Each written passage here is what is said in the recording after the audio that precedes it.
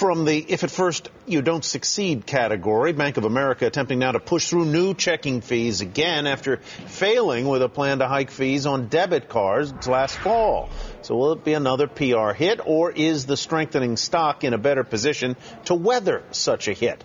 B of A, the best performing stock in the Dow in February, up 12%. Look at that.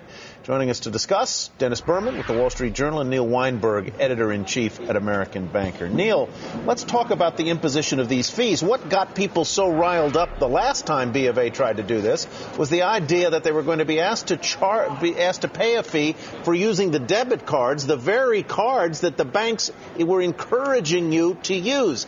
This set of fees feels different to me qualitatively because they are the kinds of fees that have been historically assessed on people who carry low balances in checking accounts and the like. What do you say? I think this is going to go through, and I think one of the reasons is probably Bank of America has learned a lesson. You can't just force this down people's throat.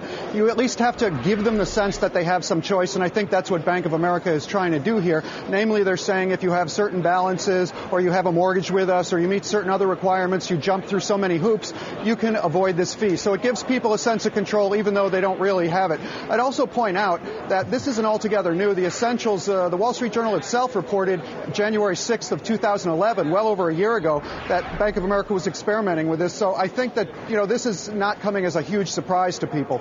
Do you agree with that, Dennis? And will others follow if indeed Bank of America is able to push these new fees through? Well, guys, the banking industry has been destroyed in part by its own making and in part by the rules imposed on it by Congress. It has to find money somewhere. And the best place to find money is from the money that's already in its customers' pockets.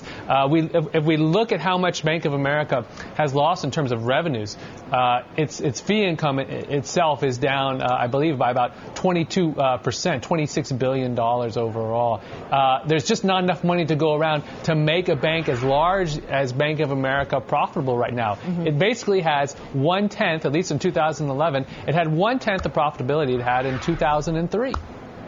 So they have to make up for that. They lost significant amounts of revenue, Neil, with respect to the debit card interchange fees.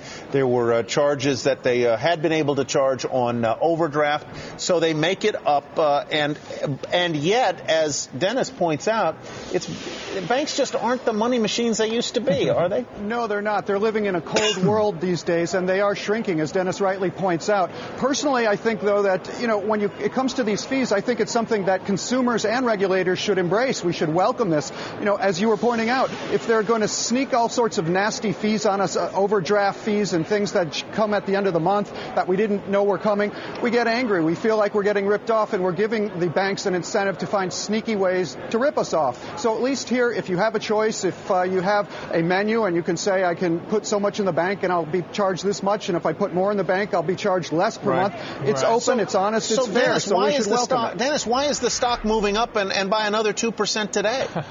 Well, as the U.S. economy goes, so goes Bank of America. We like to think that the great minds in Charlotte and New York can come up with great plans for making money. But let's be honest, Bank of America is leveraged to the U.S. economy almost full stop. And if we view the economy as performing well, we've seen some preliminary job numbers today that suggest perhaps that the economy is picking up pace.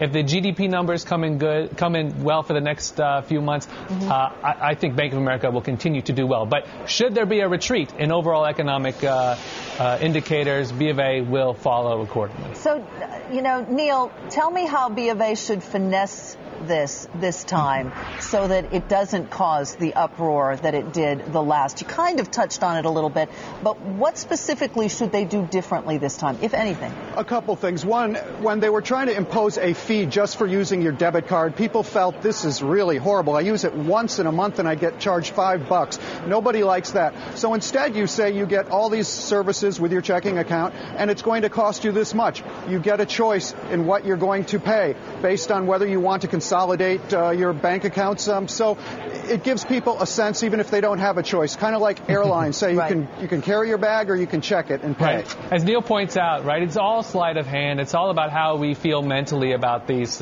fees. But before you were paying an implicit fee with a debit card, and now you're paying a bit more explicitly. It's all mind games, and perhaps finally they figured out how to play it right. There's no free lunch. Dennis and Neil, thank you very much. Pleasure. Except Power Lunch, Yeah. which is always free. It's a free lunch at Power Lunch.